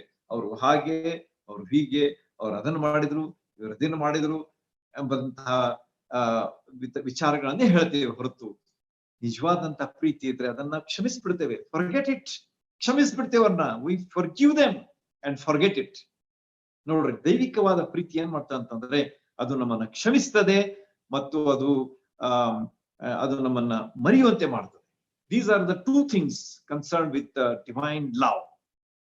ಅದು ನಮ್ಮಲ್ಲಿ ಇರಬೇಕು ಅಂತ ಹೇಳಿ ಪೌಲನು ಆ ಯೇಸು ಸ್ವಾಮಿಯವರ ಉದಾಹರಣೆಯನ್ನ ನಮ್ಮ ಮುಂದೆ ಇಟ್ಟಿದ್ದಾನೆ. ಅದರಲ್ಲಿ ಕರುಣೆ ಇರ್ತದೆ. ಕರುಣೆ ಇರುವಂತಹ ಒಂದು ಪ್ರೀತಿ, ಅದು ಬೇರೆಯವರಿಗೆ ಸಹಾಯ ಮಾಡುವುದಕ್ಕಾಗಿ ಮುಂದೆ ಬರ್ತದೆ. ಯಾವಾಗ ನಮ್ಮಲ್ಲಿ ಪ್ರೀತಿ ಇರ್ತದೆ ಅವಾಗ ನಾವು ಸಹಾಯ ಮಾಡ್ತೀವಿ. ಇಲ್ಲದ್ರೆ ಮಾಡ್ತೀವ? We will never do that. When we have the true love, the compassion comes. Compassion ಅಂತಂದ್ರೆ ಲವ್ ಇನ್ ಆಕ್ಷನ್ ಅಂತ ಹೇಳ್ತಾರೆ. ಕನಿಕರ ಅಥವಾ ಕರುಣೆ ಅಂತಂದ್ರೆ ಏನಂತಂದ್ರೆ, ಪ್ರೀತಿ ಕ್ರಿಯಾಶೀಲವಾದಾಗ ಅದು ಕರುಣೆ ಆಗ್ತದೆ ಎಂಬಂತಹ ಒಂದು ವ್ಯಾಖ್ಯೆ ಸಹ ನಾನು ಹೇಳ್ಬಹುದು. ಹೀಗಿರುವಾಗ ನಮ್ಮ ಜೀವನದಲ್ಲಿ ಕರುಣೆ ಬರ್ತಾ ಇದೆಯಾ, ಹೊರಹೊಮ್ತಾ ಇದೆಯಾ? ಅದಕ್ಕೆ ಕಾರಣ ಏನಂತಂದ್ರೆ ಪ್ರೀತಿ. ನಮ್ಮಲ್ಲಿ ಪ್ರೀತಿ ಇರುವಾಗ ಅದು ಕರುಣೆಯಾಗಿ ಅದು ಇತರರಿಗೆ ಸಹಾಯ ಮಾಡುವುದಕ್ಕೆ ಮುಂದಾಗ್ತದೆ. ಬೇರೆ ಯಾವ ಒಂದು ಅದು ಎಲ್ಲರೂ ಕೂಡ ಇರುವಂತಹದ್ದು ಕೇವಲ ವಿಶ್ವಾಸಿಗಳೊಂದಿಗೆ ಅಥವಾ ಕ್ರೈಸ್ತರೊಂದಿಗೆ ಇರುವಂತಹ ಪ್ರೀತಿ ಅಲ್ಲ, ಕ್ರೈಸ್ತರೊಂದಿಗೆಯೂ ಸಹ ಇರುವಂತಹ ಒಂದು ಪ್ರೀತಿ ಆಗಿದೆ. That is very important. ನಾವು ಎಷ್ಟೋ ಸಲ ನಮ್ಮ ಜನರನ್ನಷ್ಟೇ ನಾವು ಪ್ರೀತಿ ಮಾಡ್ತೀವಿ. Okay, that is limited. ಆದ್ರೆ ನಾನು ಈಗಾಗ್ಲೇ ಹೇಳಿದೆ ಏನಂತ, ದೇವರು ಲೋಕವನ್ನು ಪ್ರೀತಿಸ್ತಾ, ಇಡೀ ಲೋಕವನ್ನ ಪ್ರೀತಿಸ್ತಾ ಅಂತಂದ್ರೆ ಎಲ್ಲರನ್ನ ಪ್ರೀತಿಸ್ತಾ. ಹೀಗಿರುವಾಗ ನಮ್ಮ ಪ್ರೀತಿ ಹೇಗಿರ್ಬೇಕು? ಕೇವಲ ನಮ್ಮ ಜನರ ಮೇಲೆ ಅಷ್ಟೇ ಇರ್ಬೇಕಾ? ಕೇವಲ ಕ್ರೈಸ್ತರ ಮೇಲೆ ಅಷ್ಟೇ ಇರ್ಬೇಕಾ? ಎಲ್ಲರ ಮೇಲೆ ಇರ್ಬೇಕಾದಂತಹ ಪ್ರೀತಿ ದೈವಿಕವಾದಂತಹ ಪ್ರೀತಿ. ಯೇಸು ಸ್ವಾಮಿಯವರು ಇಡೀ ಲೋಕಕ್ಕಾಗಿ ತಮ್ಮ ಪ್ರಾಣ ಕೊಟ್ರ ಅಂತ ಹೇಳಿ ನೋಡ್ತೇವಲ್ಲ ನಾವು. ಕೇವಲ ಕ್ರೈಸ್ತರಿಗೆ ಆಗಿ ಕೊಡ್ಲಿಲ್ಲ, ಕೇವಲ ಒಂದು ದೇಶದವರಿಗಾಗಿ ಕೊಡ್ಲಿಲ್ಲ, ಕೇವಲ ಒಂದು ಜಾತಿಯವರಿಗಾಗಿ ಕೊಡ್ಲಿಲ್ಲ, ಆದ್ರೆ ಎಲ್ಲರಿಗಾಗಿ ಕೊಟ್ಟರು. ಹಾಗಾದ್ರೆ ನಮ್ಮ ಪ್ರೀತಿ ಹೇಗಿದೆ? ಅದು ಎಲ್ಲರಿಗ ಮೇಲೆ ಇರುವಂತಹ ಒಂದು ಪ್ರೀತಿ ಆಗಿರ್ಬೇಕು. ಎಲ್ಲರಿಗೆ ಸಹಾಯ ಮಾಡುವಂತಹ ಒಂದು ಪ್ರೀತಿ ಆಗಿರ್ಬೇಕು. ಎಲ್ಲರನ್ನ ಕನಿಕರಿಸುವಂತಹ ಒಂದು ಪ್ರೀತಿ ಆಗಿರ್ಬೇಕು ಎಂಬುದನ್ನ ಪೌಲನು ಈ ಮಾತುಗಳಲ್ಲಿ ನಮಗೆ ತಿಳಿಸಿಕೊಡ್ತಾನೆ. ನಾವು ದೇವರ ಕುಟುಂಬದವರಾಗಿದ್ದೇವೆ, ದೇವರ ಪ್ರೀತಿಯನ್ನ ಅನುಭವಿಸಿದ್ದೇವೆ. ಆ ಪ್ರೀತಿ ಕುಟುಂಬದ ಹೆಸರು, ಪ್ರೀತಿಯ ಕುಟುಂಬದ ಹೆಸರನ್ನ ನಾವು ಮುಂದುವರಿಸುವಂತವರಾಗಿರ್ಬೇಕು. ಆ ಕುಟುಂಬದ ಹೆಸರು ಏನಂತಂದ್ರೆ ಪ್ರೀತಿ. ಆ ಪ್ರೀತಿ ಕುಟುಂಬದ ಹೆಸರಾಗಿರುವಾಗ ಅದನ್ನ ನಾವು ಮುಂದುವರಿಸಿಕೊಂಡು ಹೋಗಿರುವಾಗಿರ್ಬೇಕು ಎಂಬುದನ್ನ ಈ ಎರಡನೆಯ ಒಂದು ವಿಚಾರದಲ್ಲಿ ಪೌಲನು ಹೇಳ್ತಾನೆ. ಯೋಗ್ಯರಾಗಿ ನಡೆದುಕೊಳ್ಳ್ರಿ, ಕ್ರಿಸ್ತನ ಪ್ರೀತಿಯಲ್ಲಿ ನಡೆದುಕೊಳ್ಳ್ರಿ. ಮೂರನೇದಾಗಿ ನಾವು ಕ್ವಿಕ್ಲಿ ನೋಡೋಣ, ಸಮಯ ಹೋಗ್ತಾ ಇದೆ. ಅದೇ ಎಫೆಸದವರಿಗೆ ಬರೆದ ಪತ್ರ 8ನೇ ವಚನ, 5ನೇ ಅಧ್ಯಾಯ 8ನೇ ವಚನದಲ್ಲಿ ನಾವು ಹೀಗೆ ಓದ್ತೇವೆ: ನೀವು ಹಿಂದಿನ ಕಾಲದಲ್ಲಿ ಕತ್ತಲೆಯಾಗಿದ್ದೀರಿ, ಆದರೆ ಈಗ ನೀವು ಕ್ರಿಸ್ತನಲ್ಲಿದ್ದು ಬೆಳಕಾಗಿದ್ದೀರಿ. ಬೆಳಕಿನವರಂತೆ ನಡ್ಕೊಳ್ಳಿರಿ. ನೋಡ್ರಿ, ಮೂರನೇ ಒಂದು ವಿಚಾರ ಎಷ್ಟು ಸ್ಪಷ್ಟವಾಗಿ ನಮ್ಮ ಮುಂದೆ ಪೌಲನು ಇಟ್ಟಿದ್ದಾನೆ. ನೀವು ಹಿಂದಿನ ಕಾಲದಲ್ಲಿ ಕತ್ತಲಾಗಿದ್ರಿ. ಯಾವಾಗ? ಕರ್ತನಾದ ಯೇಸು ಕ್ರಿಸ್ತನ ಬಳಿಗೆ ಬರುವುದಕ್ಕಿಂತ ಮುಂಚಿತವಾಗಿ ನಮ್ಮ ಜೀವನ ಏನಾಗಿತ್ತಂತಂದ್ರೆ ಕತ್ತಲೆಯ ಜೀವನ ಆಗಿತ್ತು.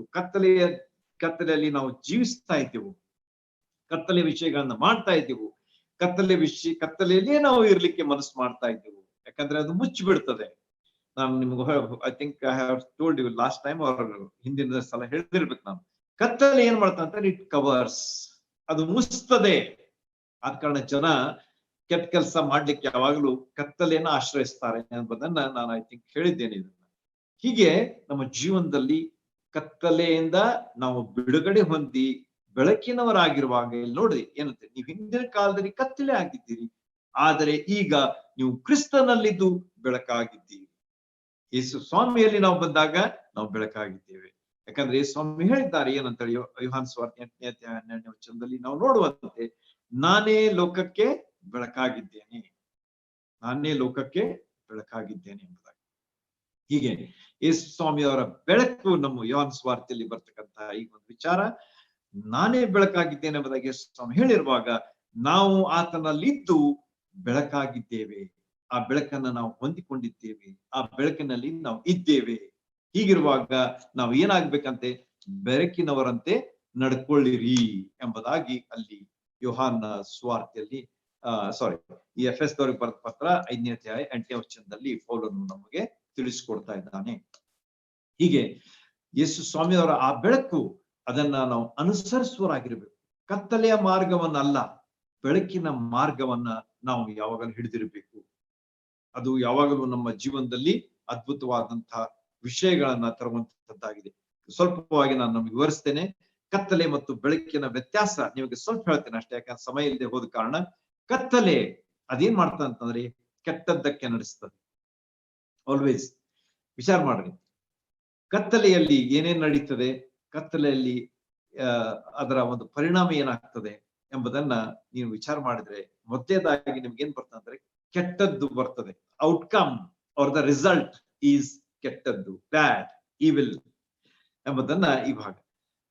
ಈವನ್ ನೀವು ಒಂದು ವಾಹನ ತೆಗೆದುಕೊಳ್ರಿ, ವಾಹನಕ್ಕೆ ನೀವು ಹೋಗ್ತಾ ನಿಮ್ ಲೈಟ್ ಬಂದ್ ಆಗ್ಬಿಡ್ತಾ ಅಂತ ತಿಳ್ಕೊಳ್ರಿ. ಆವಾಗ ಹಾಗೆ ನೀವು ವಾಹನ ಮುಂದರಿಸ್ಕೊಂಡು ಹೋದ್ರೆ ಮುಂದೆ ಏನಿರ್ತದೆ ನಿಮ್ಗೆ ಕಾಣದ ಹೋದ ಕಾರಣ ಅಪಘಾತ ಆಗಿ ಗಾಡಿನೂ ಹಾಳಾಗ್ತದೆ ಅಪಘಾತದಲ್ಲಿ, ಮತ್ತು ನೀವು ಸಹ ಪ್ರಾಣ ಕಳ್ಕೊಳ್ಳುವಂತಹ ಒಂದು ಸ್ಥಿತಿಯಲ್ಲಿ ಇರ್ತೀರಿ. ಒಂದು ಸಿಂಪಲ್ ಉದಾಹರಣೆ ಹೇಳ್ತೇನೆ.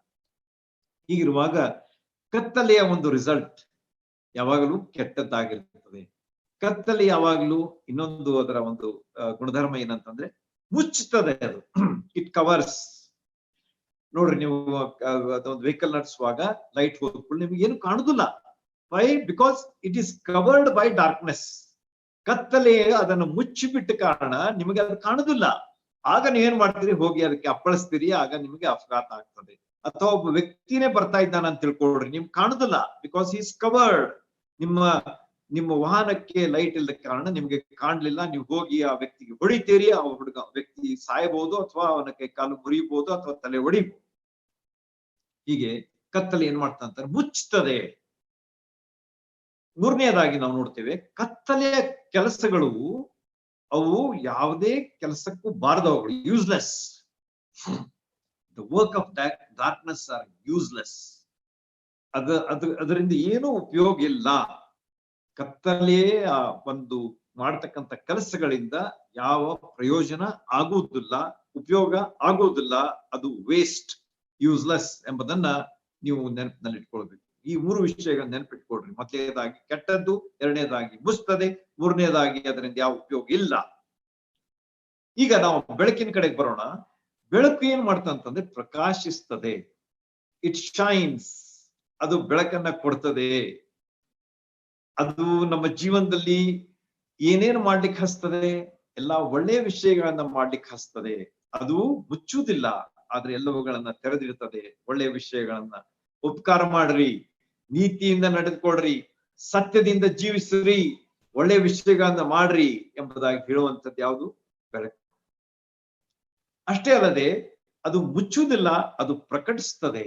ಅದು ನಮಗೆ ನೋಡುವಂತೆ ನಮ್ಮ ಕಣ್ಣುಗಳನ್ನ ಅದು ನಮಗೆ ತೆರೆಯುತ್ತದೆ. ಅಂದ್ರೆ when we have the light we see. ಆಗ ನಾವು ನೋಡ್ತೇವೆ, ಪ್ರಕಟ ಆಗ್ತದೆ. ಈಗ ನೀವು ವಾಹನ ನಡೆಸುವ ಉದಾಹರಣೆನೇ ತೆಗೆದುಕೊಂಡ್ರಿ. If your lights are good, ಆಗ ನಿಮ್ಮ ಪ್ರಯಾಣ ಸುಖಕರ ಆಗಿರ್ತದೆ. You can go as fast as you can. ನೀವು ವೇಗವಾಗಿ ಹೋಗ್ಲಿಕ್ಕೂ ಸಾಧ್ಯ ಆಗ್ತದೆ, ಸುರಕ್ಷಿತವಾಗಿ ಹೋಗ್ಲಿಕ್ಕೂ ಸಾಧ್ಯ ಆಗ್ತದೆ. ಅವಾಗ ಬೆಳಕಿದ್ದಾಗ ವಿಷಯಗಳು ಪ್ರಕಟವಾಗ್ತವೆ, ವಿಷಯಗಳು ಕಂಡು ಬರ್ತವೆ, ವಿಷಯಗಳ ತಿಳಿದು ಬರ್ತವೆ. ಮತ್ತೊಂದು ವಿಷಯ ನಾವು ನೋಡಿದ್ವಿ ಏನಂತ ಹೇಳಿ, ಬೆಳಕಿನ ವಿಷಯಗಳು ಯಾವಾಗಲೂ ಪ್ರಯೋಜನಕಾರಕ. They are useful, they are not useless. ಕತ್ತಲೆಯ ಕೆಲಸಗಳು ಯೂಸ್ಲೆಸ್, ಬೆಳಕಿನ ಕೆಲಸಗಳು ಯೂಸ್ಫುಲ್ ಆಗಿರುತ್ತವೆ ಎಂಬುದನ್ನ ಈ ಭಾಗ ನಮಗೆ ತಿಳಿಸ್ಕೊಡ್ತದೆ. ಪ್ರಯೋಜನಕರವಾದಂತಹ ವಿಷಯಗಳು ಯಾವಾಗಲೂ ನಮಗೆ ಬೆಳಕಿನಲ್ಲಿ ಇರ್ತವೆ, ಸ್ಪಷ್ಟತೆ ಇರ್ತದೆ. when we have the light, we have the transparency. ಸ್ಪಷ್ಟತೆ ಇರ್ತದೆ. ನಮ್ಮ ಜೀವನದಲ್ಲಿ ನಾವು ಮುಚ್ಕೊಳ್ಳೋದಿಲ್ಲ. we don't want to hide anything. let our lives ಅಂದ್ರೆ ನಮ್ಮ ಜೀವಿತಗಳು ಅವು ಪಾರದರ್ಶಕವಾಗಿರ್ಲಿ ಎಂಬುದಾಗಿ ನಾವು ಹೇಳ್ತೇವೆ. ಪಾರದರ್ಶಕ ಅಂತಂದ್ರೆ ಅವುಗಳಿಂದ ನಾವು ನೋಡಬಹುದು, ನಮ್ಮ ಸ್ಪಷ್ಟವಾಗಿ ನೋಡಬಹುದು, ಮುಚ್ಚಿರುವುದಿಲ್ಲ. Everything is clear, everything is seen ಎಂಬುದು ಬೆಳಕಿನ ಜೀವಿತದ ಒಂದು ಮಹತ್ವ. ಹೀಗಿರುವಾಗ ಬೆಳಕಿನ ಒಂದು ಮಹತ್ವದ ಒಂದು ವಿಚಾರ ಇನ್ನೊಂದು ಯಾವ್ದಂತಂದ್ರೆ ಅದು ಇತರರೊಂದಿಗೆ ಮಿಕ್ಸ್ ಆಗುವುದಿಲ್ಲ. Light never mixes with darkness.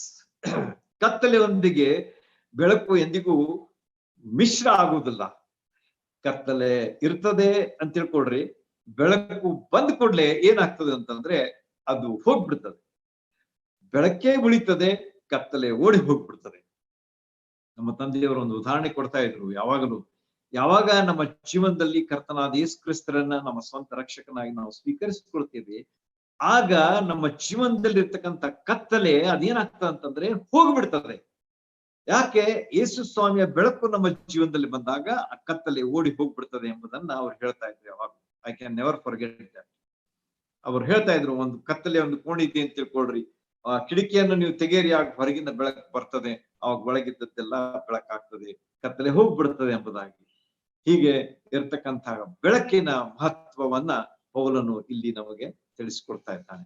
ಅವನೇನ್ ಹೇಳ್ತಾನಂತಂದ್ರೆ ಬೆಳಕಿನವರಂತೆ ನಡೆಯಿರಿ. ನಮ್ಮ ಜೀವನ ಅದ್ ಹೇಗಿರ್ಬೇಕು ಅಂತಂದ್ರೆ ಬೆಳಕಿನ ಜೀವನ ಪ್ರಸಂಗದಂತಿರ್ಬೇಕು. ಪ್ರಸಂಗ ಅಂತಂದ್ರೇನು? ನಮ್ಮ ಜೀವನವನ್ನ ನೋಡಿದವರಿಗೆ ಅದು ಒಂದು ಪ್ರಸಂಗ ಆಗಿರ್ಬೇಕು. It should be a preaching to others.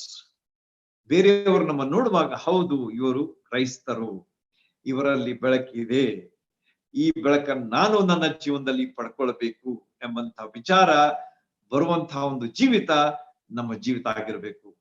ಕತ್ತಲೆಯನ್ನು ಬಹಿರಂಗಪಡಿಸುವಂತವರಾಗಿರ್ಬೇಕು.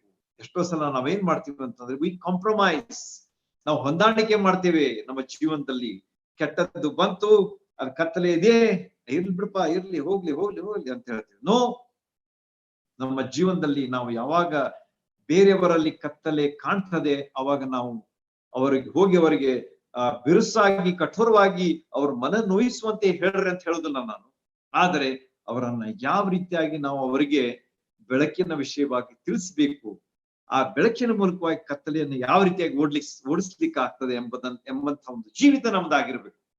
That's what I mean. ಹೀಗೆ ಕತ್ತಲೆಯನ್ನು ಬಹಿರಂಗಪಡಿಸುವಂತಹ ವ್ಯಕ್ತಿಗಳು ನಾವಾಗಿರ್ಬೇಕು. ವಿಶ್ವಾಸ ಇಡದೇ ಇದ್ದಂಥವರು ನಮ್ಮ ಜೀವಿತಗಳನ್ನ ನೋಡಿದಾಗ ಅವರು ವಿಶ್ವಾಸ ನಾವು ಇಡ್ತೇವಪ್ಪ, ನಿಮ್ಮ ದೇವರನ್ನ ನಾವು ಅಂದ್ರೆ ನಿಮ್ಮ ರಕ್ಷಕನಾದ ಯೇಸು ಸ್ವಾಮಿಯನ್ನ ನಮ್ಮ ಜೀವನದಲ್ಲಿ ನಾವು ಸ್ವೀಕರಿಸಿಕೊಳ್ತೇವೆ ಎಂಬಂತಹ ಒಂದು ತಿಳುವಳಿಕೆಗೆ ಅವರು ಬರುವಂತವರಾಗಿರ್ಬೇಕು. ನೆಬೂಕದ್ನೆಚ್ಚರ್ ಅರಸನ ವಿಷಯವಾಗಿ ನಾವು ನೋಡ್ತೇವೆ. ಏನಂತ ಹೇಳ್ತಾನೆ ಆತನು? ಆ ದಾನಿಯೇಲನ ವಿಷಯವಾಗಿ ಆತನ ಏನ್ ಹೇಳ್ತಾನಂತಂದ್ರೆ, ದಾನಿಯೇಲನೇ ದೇವರೇ ನಿಜವಾದಂತಹ ದೇವರು, ಆತನೇ ಜೀವ ಸ್ವರೂಪನಾದಂತಹ ದೇವರು, ಎಲ್ಲರೂ ಆತನನ್ನ ಆರಾಧಿಸಬೇಕು ಎಂಬುದಾಗಿ ಹೇಳುವಂತಹ ಒಂದು ವಿಷಯ ನಮ್ಮ ಮುಂದೆ ಬರ್ತದೆ. ಯಾಕೆ? ದಾನಿಯೇಲನ ಜೀವನ ಬೆಳಕಿನ ಜೀವನ ಆಗಿತ್ತು. ಆದ ಕಾರಣ ಬೆಳಕನ್ನ ಆತನು ನೆಬೂಕದ್ನೆಚ್ಚರ್ ಅರಸನ ಜೀವನದಲ್ಲಿ ಬಿಟ್ಟಾಗ ಅಥವಾ ಅವನ ಮೇಲೆ ಬಿದ್ದಾಗ ಅವನು ಹೇಳ್ತಾನೆ, ದಾನಿಯೇಲನ ದೇವರೇ ನಿಜವಾದಂತಹ ದೇವರು, ಜೀವ ಸ್ವರೂಪನಾದಂತಹ ದೇವರು, ಆತನನ್ನೇ ಎಲ್ಲರೂ ಆರಾಧಿಸ್ಬೇಕೆಂಬುದಾಗಿ ಆತನು ಸಹ ಹೇಳುವುದನ್ನ ನಾವು ನೋಡುವಾಗ ಬೆಳಕಿನ ಒಂದು ಜೀವಿತ ಎಷ್ಟು ಮಹತ್ವವುಳ್ಳಂತಹ ಜೀವಿತ. ಕೊನೆಯದಾಗಿ ನಾವು ಅದೇ ಅಧ್ಯಾಯದಲ್ಲಿ ಬರ್ತಕ್ಕಂಥ 15ನೇ ವಚನದ ಕಡೆ ಹೋಗೋಣ. ಮೊದಲನೇದಾಗಿ ನಾವು ನೋಡಿದೀವಿ ಯೋಗ್ಯರಾಗಿ ನಡ್ಕೊಳ್ಬೇಕು. ಎರಡನೇದಾಗಿ ನಾವು ನೋಡಿದೆವು ಪ್ರೀತಿಯಲ್ಲಿ ನಡ್ಕೊಳ್ಬೇಕು. ಅದು ಯಾರ ಪ್ರೀತಿ? ಕರ್ತನಾದ ಯೇಸು ಕ್ರಿಸ್ತರ ಪ್ರೀತಿಯಲ್ಲಿ. ಮೂರನೇದಾಗಿ ನಾವು ಏನ್ ನೋಡಿದ್ವಿ ಅಂತಂದ್ರೆ ಬೆಳಕಿನವರ ಹಾಗೆ ನಡ್ಕೊಳ್ರಿ. ಯಾಕಂದ್ರೆ ನಾವು ಯೇಸು ಸ್ವಾಮಿಯವರ ಬೆಳಕನ್ನ ನಮ್ಮ ಜೀವನದಲ್ಲಿ ಹೊಂದಿಕೊಂಡಿದ್ದೇವೆ. ಯಾಕಂದ್ರೆ ಆತನೇ ಲೋಕಕ್ಕೆ ಬೆಳಕಾಗಿದ್ದಾನೆ ಎಂಬುದಾಗಿ. ಕೊನೆಯದಾಗಿ ನಾವು 4ನೇ ಒಂದು ವಿಚಾರವನ್ನ ಈ 15ನೇ ವಚನದಲ್ಲಿ ನೋಡ್ತೇವೆ, 5ನೇ ಅಧ್ಯಾಯ. ಆದ ಕಾರಣ ನೀವು ನೋಡಿಕೊಳ್ಳುವ ರೀತಿಯನ್ನು ಕುರಿತು ಚೆನ್ನಾಗಿ ನೋಡಿಕೊಳ್ಳಿರಿ. ಜ್ಞಾನವಿಲ್ಲದವರ ಆಗಿರದೆ ಜ್ಞಾನವುಳ್ಳವರಾಗಿರ್ರಿ ಎಂಬುದಾಗಿ ಆತನು ಹೇಳ್ತಾನೆ. ನೋಡ್ರಿ, ಎಷ್ಟು ಮಹತ್ವದ ಒಂದು ಅಂಶ ಇಲ್ಲಿ ಪೌಲನು ನಮ್ಮ ಮುಂದೆ ಇಡ್ತಾ ಇದ್ದಾನೆ. ಏನಂತ ಹೇಳಿ, ಜ್ಞಾನವಿಲ್ಲದವರಾಗಿರದೆ ಜ್ಞಾನವಂತರಾಗಿರ್ರಿ. ಬಹಳ ನಮಗೆ ವಿಚಿತ್ರ ಅನಿಸ್ತದೆ. ಯಾಕೆ ಇಂತ ಮಾತುಗಳನ್ನ ಇಲ್ಲಿ ಪೌಲನು ಹೇಳ್ತಾ ಇದ್ದಾನೆ? Do you think that all of them were fools? ಎಲ್ಲರೂ ಮೂರ್ಖರಾಗಿದ್ರು ಅಥವಾ ಜ್ಞಾನವಿಲ್ಲದವರಾಗಿದ್ರು ಎಂಬಂತಹ ಒಂದು ವಿಚಾರ ನಮಗೆ ಬರ್ತದೆ. ಆದ ಕಾರಣ ನಾವು ಇದನ್ನ ತಿಳ್ಕೊಳ್ಬೇಕಾದದ್ದು ಅವಶ್ಯ.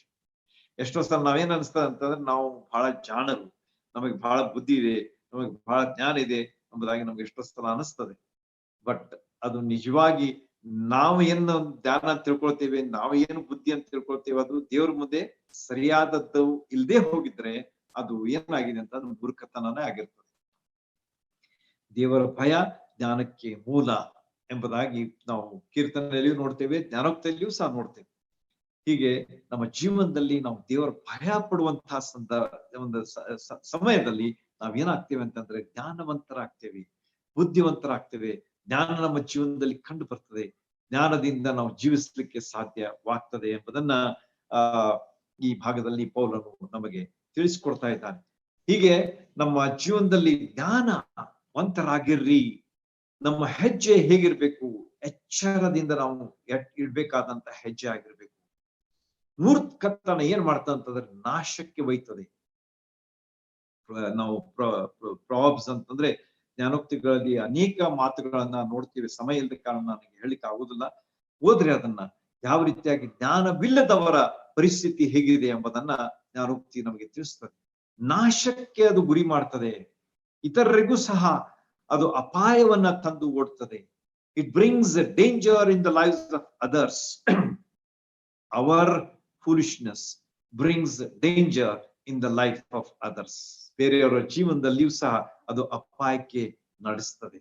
ನಮ್ಮ ಜೀವನದಲ್ಲಿ ಸಹ ಅದು ಅಪಾಯಕ್ಕೆ, ನಾಶಕ್ಕೆ ಗುರಿ ಮಾಡ್ತದೆ. ಹಾಗಾದ್ರೆ ಇಲ್ಲಿ ಪೌಲನು 2 ವಿಷಯಗಳನ್ನ ಹೇಳ್ತಾ ಇದ್ದಾನೆ. ಅದೇನಂತಂದ್ರೆ, ಕಾಲಹರಣ ಮಾಡಬೇಡ್ರಿ. ಅಲ್ಲಿ ಅದು ಈಗಾಗಲೇ ಅದ ಓದ್ಲಿಲ್ಲ ಅವರು, ಮುಂದಿನ ವಿಚಾರಗಳಲ್ಲಿ ನಾನು ಹೇಳಿರಲಿಲ್ಲ. ಈ ದಿನಗಳು ಕೆಟ್ಟವುಗಳಾಗಿವೆ, ಆದದ್ರಿಂದ ಕಾಲವನ್ನ ಸುಮ್ಮನೆ ಕಳ್ಕೊಳ್ಳದೆ ಅದನ್ನು ಬೆಲೆಯುಳ್ಳದ್ದೆಂದು ಉಪಯೋಗಿಸಿಕೊಳ್ಳಿರಿ. ನೋಡ್ರಿ, ಎಷ್ಟು ಬುದ್ಧಿಯ ಮಾತು, ಜ್ಞಾನದ ಮಾತನ್ನ ಪೌಲನು ಇಲ್ಲಿ ಹೇಳ್ತಾ ಇದ್ದಾನೆ. ಕಾಲವು, ಸಮಯವು ಬೆಲೆಯುಳ್ಳದ್ದೆಂದು ಅದನ್ನ ಉಪಯೋಗಿಸ್ಕೊಳ್ರಿ ಅಂತ ಹೇಳ್ತಾನೆ. ಸಮಯ ಹೇಗಿದೆ? Time is precious. ಸಮಯಕ್ಕೆ ಬೆಲೆ ಕಟ್ಟೋದಕ್ಕೆ ಆಗುದಿಲ್ಲ. ಆದ ಕಾರಣ ಅದನ್ನ ನಾವು ಕಳ್ಕೊಳ್ಬಾರ್ದು ಎಂಬುದನ್ನ ಪೌಲನು ಇಲ್ಲಿ ಒತ್ತಿ ಹೇಳ್ತಾ ಇದ್ದಾನೆ. Let's not lose time, let's not waste time. ಈ ದಿವಸಗಳಲ್ಲಿ ಸಮಯ ಹೇಗೆ ಹೋಗ್ತದೆ ನಿಮ್ಗೆಲ್ಲ ಗೊತ್ತದೆ. ಯವನಸ್ಥರ ಬಗ್ಗೆ ನೋಡ್ರಿ, ಇತರರ ಬಗ್ಗೆ ನೋಡ್ರಿ, ಎಲ್ಲಾ ಗುಂಪುಗಳ ಜನರನ್ನು ನೋಡ್ರಿ. ಈ ದಿವಸದಲ್ಲಿ ಮೊಬೈಲ್ ಅಂತಂದ್ರೆ it has become a common thing to waste time. ನಾನು ಅಂದ್ರೆ ಅದ್ರ ಬಗ್ಗೆ ಕೆಟ್ಟ ಅಂತ ಹೇಳ್ತಾ ಇಲ್ಲ, ಒಳ್ಳೆ ವಿಷಯಗಳು ಇವೆ ಅದರಲ್ಲಿ, ಅದನ್ನ ನಾನು ಇಲ್ಲ ಅಂತ ಹೇಳುದಿಲ್ಲ. If we use it wisely we get good information and good knowledge out of it. ಆದ್ರೆ ಅದನ್ನ ದುರುಪಯೋಗ ಮಾಡಿಕೊಂಡ್ರೆ, ಅದರಲ್ಲಿರ್ತಕ್ಕಂಥ ಬೇಡಾದ ವಿಷಯಗಳನ್ನ ನಾವು ಅದನ್ನ ಉಪಯೋಗಿಸುವಂತವರಾಗಿದ್ರೆ ಅದು ನಮಗೇನಾಗಿದೆ ಅಂತಂದ್ರೆ wasting our time, wasting our life, wasting our energy. ಸಮಯ ಹೋದ್ರೆ ಮತ್ತೆ ಬರುದಿಲ್ಲ. It is gone for ever. ಒಂದು ದಿವಸ ಹೋಯ್ತಂತಂದ್ರೆ ಮುಗೀತು. 25th November 2021 ಅದು ಇವತ್ತ ರಾತ್ರಿ 12 ಗಂಟೆಗೆ ಮುಗೀತದೆ. It will never come back in our life. It is gone for ever. ಹೀಗಿರುವಾಗ ನಮ್ಮ ಜೀವನದಲ್ಲಿ ಒಂದೊಂದು ದಿವಸ ನಾವು ಕಳೀತಾ ಇದ್ದೇವೆ. ಅದನ್ನ ನಾವು ಹೇಗೆ ಉಪಯೋಗಿಸ್ಕೊಳ್ಬೇಕು, ದೇವರನ್ನ ಯಾವ ರೀತಿಯಾಗಿ ನಾವು ಮಹಿಂಪಡಿಸ್ಬೇಕು, ದೇವರಿಗೆ ಯಾವ ರೀತಿಯಾಗಿ ನಾವು ಗೌರವ ತರಬೇಕು, ದೇವರಿಗೆ ಯಾವ ರೀತಿಯಾಗಿ ಆತ್ಮಗಳನ್ನ ತರಬೇಕು, ಯಾವ ರೀತಿಯಾಗಿ ದೇವರ ಸ್ವಾರ್ಥಿಯನ್ನ, ಯೇಸು ಸ್ವಾಮಿ ಸ್ವಾರ್ಥಿಯನ್ನ ಯಾವ ರೀತಿಯಾಗಿ ಜನರಿಗೆ ಮುಟ್ಟಿಸ್ಬೇಕು ಎನ್ನುವಂತಹ ವಿಚಾರ ನಮ್ಮದಾಗಿರ್ಬೇಕು ಅಂತ ಹೇಳಿ ಈ ವಾಕ್ಯ ನಮಗೆ ತಿಳಿಸ್ಕೊಡ್ತದೆ. ಹೀಗೆ ನಮ್ಮ ಜೀವನದಲ್ಲಿ ಕಾಲಹರಣ ಬೇಡ, ಸದಾವಕಾಶ ನಮ್ಮ ಜೀವನದಲ್ಲಿ ನಾವು ಮಾಡ್ಕೊಳ್ಬೇಕು. ನಮ್ಮ ಜೀವನ ಅದು ಶುದ್ಧತೆಯ ಜೀವನವಾಗಿರ್ಬೇಕು, ಕರುಣೆಯ ಕಾರ್ಯಗಳನ್ನು ಮಾಡುವಂತಹ ಜೀವನ ಆಗಿರ್ಬೇಕು, ಸಹಾಯದ ಮಾತುಗಳನ್ನು ಆಡುವಂತಹ ಜ್ಞಾನದ ಜೀವನ ಆಗಿರ್ಬೇಕು, ಸುಸಂಧಿಯನ್ನ ಪಡ್ಕೊಂಡು ಆರಾಧಿಸುವಂತಹ ಜೀವನ ಆಗಿರ್ಬೇಕು, ಸಾಕ್ಷಿಯ ಜೀವನ ಆಗಿರ್ಬೇಕು, ಸೇವೆ ಮಾಡುವಂತಹ ಜೀವನ ಆಗಿರ್ಬೇಕು. ಯೇಸು ಸ್ವಾಮಿ ಹೇಳ್ತಾರೆ ಏನಂತ ಹೇಳಿ, ನಾನು ಈ ಲೋಕದಲ್ಲಿ ಸೇವೆ ಮಾಡೋದಕ್ಕೆ ಬಂದೆ, ಸೇವೆ ಮಾಡಿಸಿಕೊಳ್ಳುವುದಕ್ಕಾಗಿ ಅಲ್ಲ.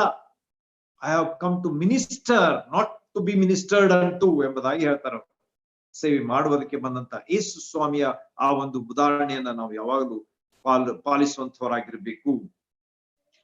ಹೀಗೆ ದೇವರ ಚಿತ್ತ ಏನೆಂದು ತಿಳ್ಕೊಂಡು ಕೆಟ್ಟತನದಿಂದ ತುಂಬಿ ತುಳುಕುತ್ತಿರುವ ಈ ಲೋಕದಲ್ಲಿ ಎಚ್ಚರವಾಗಿರ್ರಿ. ಅದೇ ಮುಂದಿನ ವಚನಗಳಲ್ಲಿ ಇದೆ, ಓದ್ಲಿಕ್ಕೆ ಸಮಯ ಇಲ್ಲ, ಅದನ್ನ ನೀವು ಓದ್ರಿ. ಈ ಅಧ್ಯಾಯ ಬಹಳ ಮುಖ್ಯವಾದಂತಹ ವಿಷಯಗಳಿಂದ ತುಂಬಿ ಇದೆ.